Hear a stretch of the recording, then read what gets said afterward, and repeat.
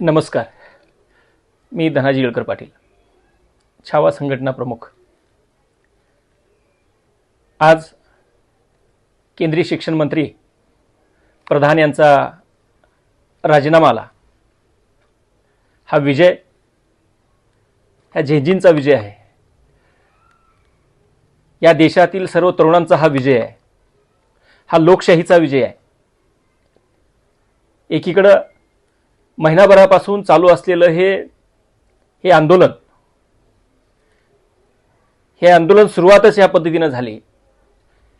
येथील तरुणांना, येथील सामाजिक कार्यकर्त्यांना, येथील चळवळीत काम करत असलेल्या लोकांना या देशाचे CJI, सर्वोच्च न्यायालयाचे सरन्यायाधीश सूर्यकांत यांनी कॉकरोच हा शब्द वापरला आणि त्या एका चुकीच्या शब्दामुळं या तरुणाईला अशा चुकीच्या पद्धतीने हिणवल्यामुळं या देशातला तरुण पूर्णपणे पेटून उठला आणि कॉकरोच जनता पार्टी या नावानं असेल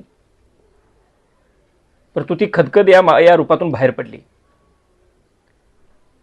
त्याच पद्धतीनं या शिक्षण विभागामध्ये जे कायम घोटाळे होत चाललेले आहेत त्याच्यातलाच ह्या नीट पेपरफुटीचा हा जो प्रकार घडला आणि 22 लाखाहून अधिक मुलांना याचा फटका बसला. त्यात 21 तरुणांनी, विद्यार्थ्यांनी आत्महत्या केली आणि हे अत्यंत घाणेरडा प्रकार हे रोखण्यासाठी आणि याची जबाबदारी या संबंधित शिक्षण मंत्र्यांनी घेतली पाहिजे.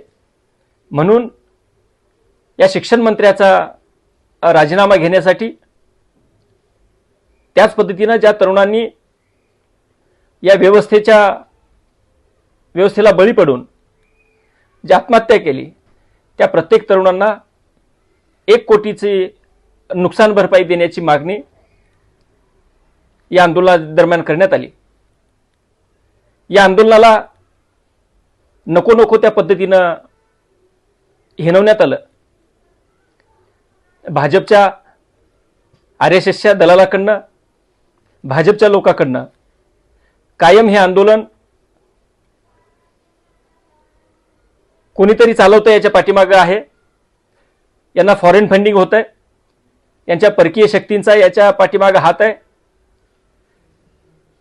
हे तुकडे गँग आहे, याच्यामध्ये दहशतवादी घुसलेले आहेत. असे नाही ते नको ते आरोप या आंदोलनावर झाले. हे आंदोलन करत असताना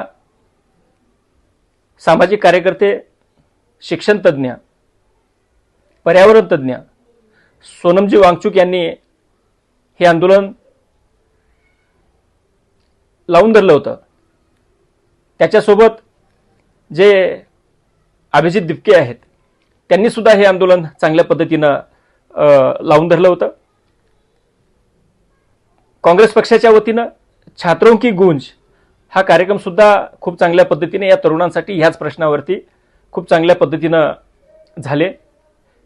एकंदरीतच हा जो जनतेतला, हा जो विद्यार्थ्यांमधला, हा जो पालकांमधला जो रोष होता तो या आंदोलनाच्या माध्यमातून बाहेर पडत होता. एकीकडं RSS भाजपची लोक या आंदोलनाला हिणवत होती, याच्यावर टीका करत होती. दुसरीकडं या सरकारमधल्या लोकांना, या मंत्र्यांना आता सुट्टी नाही याची भीती सुद्धा होती. एवढंच काय मित्रांनो, या देशाच्या पंतप्रधानांना, ज्यांनी कधीही एकही पत्रकार परिषद घेतली नाही, ज्यांनी कधी कुणाला मुलाखत दिली नाही, त्या देशाच्या पंतप्रधानांना, आपल्या देशाच्या या हुकुमशहांना या 2 दिवसामध्ये स्वतःचा व्हिडिओ बनवून इंस्टाग्रामवर टाकायची वेळ आली. मन की बात सांगणाऱ्या या पंतप्रधानांना आता जन की बात ही ऐकावी लागली. या जनतेचं ऐकावं लागलं. ह्या लोकशाही मार्गातून चाललेलं हे आंदोलन आणि या आंदोलनादरम्यान जो 20 तारखेला जो संसदेवर मार्च काढण्यात आला होता, त्या मार्च दरम्यानमध्ये ज्या तरुणावरती प्रचंड मोठ्या प्रमाणामध्ये लाठी हल्ला झाला, काठीला खिळे ठोकून तरुणावरती आघात करण्यात आले, प्रचंड मोठ्या प्रमाणामध्ये तरुणांची डोके फोडली गेली, महिला भगिनींना अत्यंत घाणेरड्या पद्धतीनं मारलं गेलं. हा जो रोष होता, हा रोज प्रत्येक शहरातून, प्रत्येक गाव पातळीवरून, प्रत्येक कॉलेज, शाळा, कॉलेज, महाविद्यालयातून हा बाहेर पडत होता. एकीकडं या आंदोलनाला हिनवत असताना या आंदोलनाची दखल मात्र सरकारला घ्यावी लागली होती. महाराष्ट्रामधील वेगवेगळे मंत्री असतील, आमदार असतील, या आंदोलनाला अत्यंत चुकीच्या पद्धतीने हिनवत होती. त्यामध्ये सदा खोत असेल, तो अतुल भातखळकर असेल, तो राणे असेल, त्याच पद्धतीनं काही हिंदुत्ववादी काही संघटनांनी या आंदोलनाला गालबोट लावण्यासाठी कालच त्यांनी जाहीर केलं होतं की आम्ही तिथं जाऊन या आंदोलकावरती हल्ले करू. परंतु त्यांच्या बुडामध्ये तेवढा दम नव्हता, ते करू शकले नव्हते.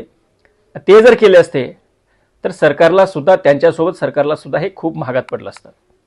मित्रांनो, हा विजय हा सर्व तरुणांचा आहे.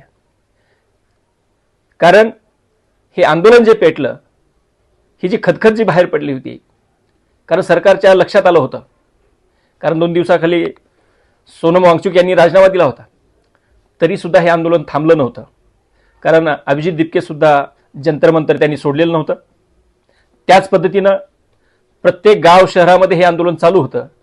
त्यामुळे हे आंदोलन अभिजित दिपकेंचंही राहिलं नव्हतं, सोनम वांगचुकाचं राहिलं नव्हतं, कुठल्या पक्षाचं किंवा संघटनेचं सुद्धा राहिलेलं नव्हतं. हे आंदोलन प्रत्येक तरुणांनी, हे आंदोलन प्रत्येक इथल्या जेनजींनी हातात घेतलं होतं. त्यामुळे भविष्यामध्ये याची धग,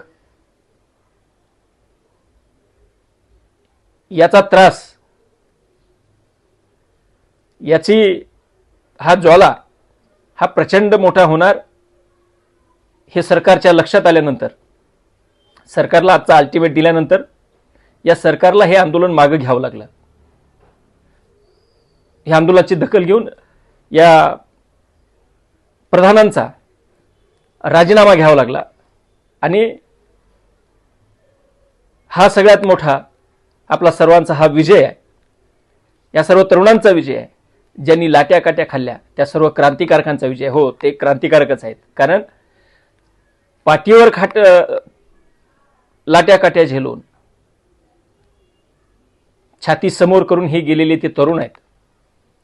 खरं म्हणजे पुन्हा एकदा स्वातंत्र्याची ही दुसरी लढाई ही जी चालू झाली होती, ही चांगल्या पद्धतीनं जिंकण्यामध्ये या तरुणांना, आपल्या सर्वांना यश आलेलं आहे. इथून पुढे सुद्धा ज्या वेळेस अशा चुकीच्या पद्धतीनं अशा काही गोष्टी घडतील, त्यावेळेस अशा हुकुमशहाच्या विरोधामध्ये, या विश्वगुरूच्या विरोधामध्ये, जे जनतेचं ऐकत नाहीत परंतु भ्रष्टाचारांना थारा देतात, भ्रष्टाचारांना आपल्या पक्षामध्ये घेतात, अशा लोकांना मात्र याच्या पुढे सोडलं जाणार नाही. ज्या ठिकाणी अशा गोष्टी घडतील, अशा भ्रष्टाचार घडतील, ज्या ठिकाणी व्यवस्थेमध्ये अशा व्यवस्थेतील लोक चुका करतील, त्यावेळी त्या लोकांना उघड पाडण्याचं काम, त्यांच्या विरोधामध्ये आवाज उठवण्याचं काम आम्ही अविरतपणे करतोयच.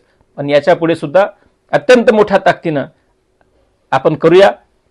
त्याच पद्धतीनं झेनजीज यांचा हा विजय झालेला आहे. मी त्या सर्वांना सल्यूट करतो आणि त्या सर्व क्रांतिकारकांना मी नमन सुद्धा होतो. आणि आपल्या सर्वांच्या या ताकदीपुढं हे मगरूर असं हिटलरवादी हे सरकार असेल, या सरकारला झुकावं लागलंय.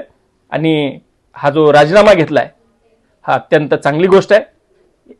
या निर्णयाचं सुद्धा आम्ही स्वागत करतो. आणि पुढच्या लढाईला परत चुकीच्या व्यवस्थेच्या विरोधामध्ये लढण्यासाठी सर्वांनी सज्ज व्हावं एवढंच मी सर्वांना आवाहन करतो. जय हिंद, जय महाराष्ट्र.